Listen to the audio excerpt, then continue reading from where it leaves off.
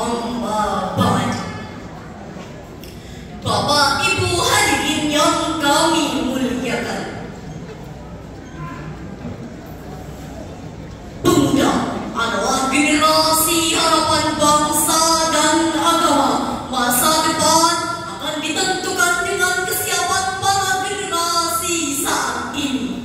Syekh Yusuf Qaradawi di dalam bukunya Ummatuna Baina Qarnaini, beliau menyatakan, di antara buah kebangkitan yang paling manis dan yang paling gemilang adalah dengan kembalinya para pemuda, terkhusus pelajar Pancasila, kepada ajaran agama untuk memajukan umat pada saat ini.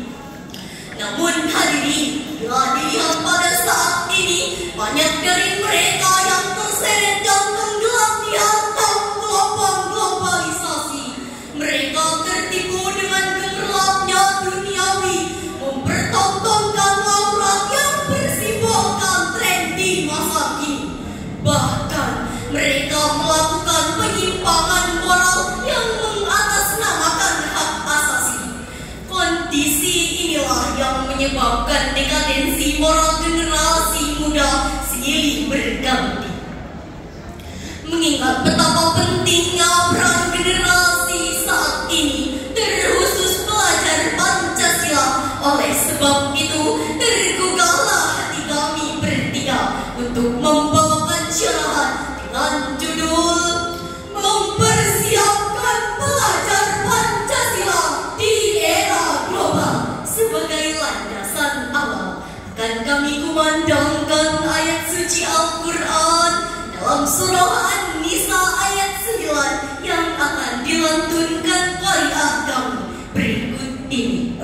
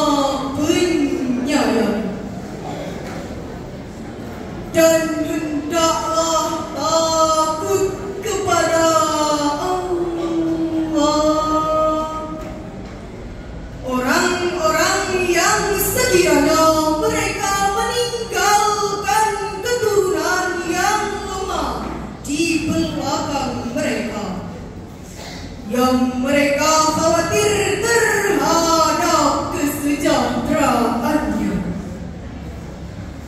Oleh sebab itu, hendaklah mereka bertakwa kepada Allah, dan hendaklah mereka berbicara dengan tutur kata yang benar. Hadirin wal hadirat rahimakumullah.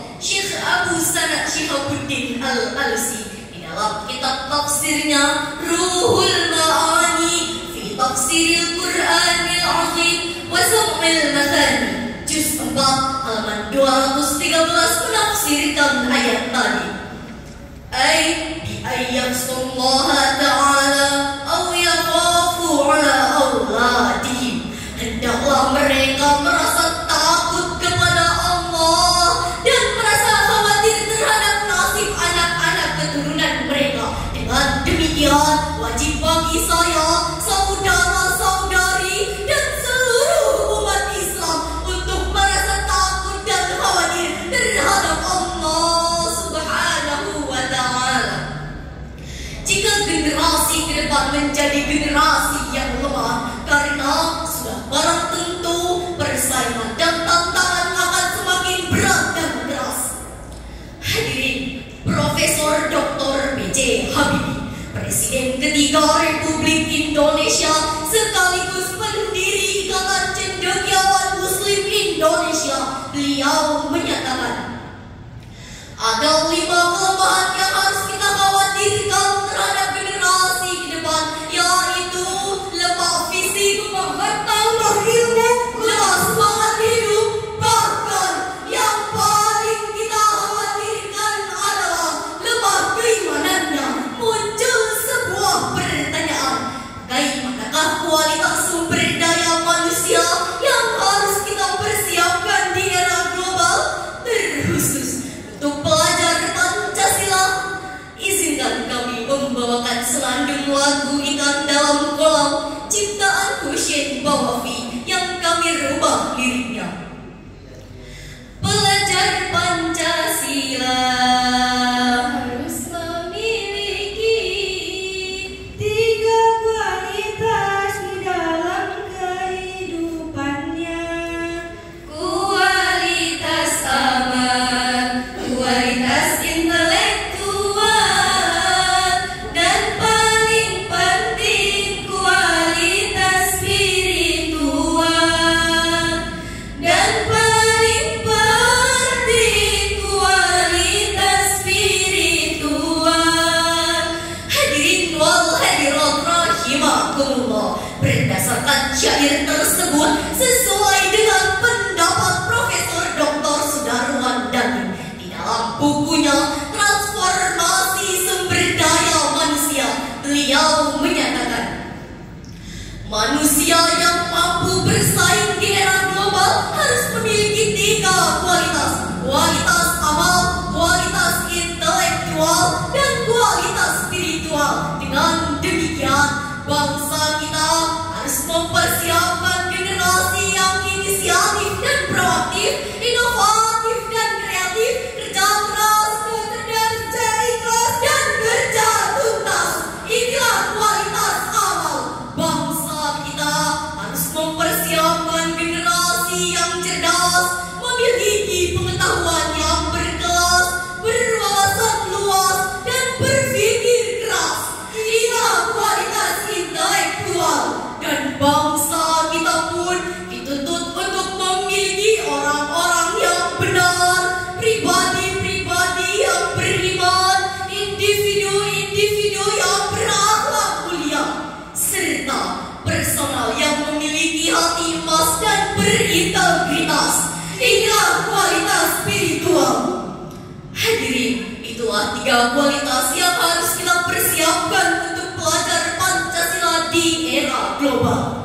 Hal ini juga dipertegas oleh Allah dalam Al-Quran Surah Al-Mujadalah penggalan ayat 11 yang akan dilantunkan qari'ah kami berikut ini. Yarfa'illahu alladhina amanu minkum walladhina utul ilma darajat.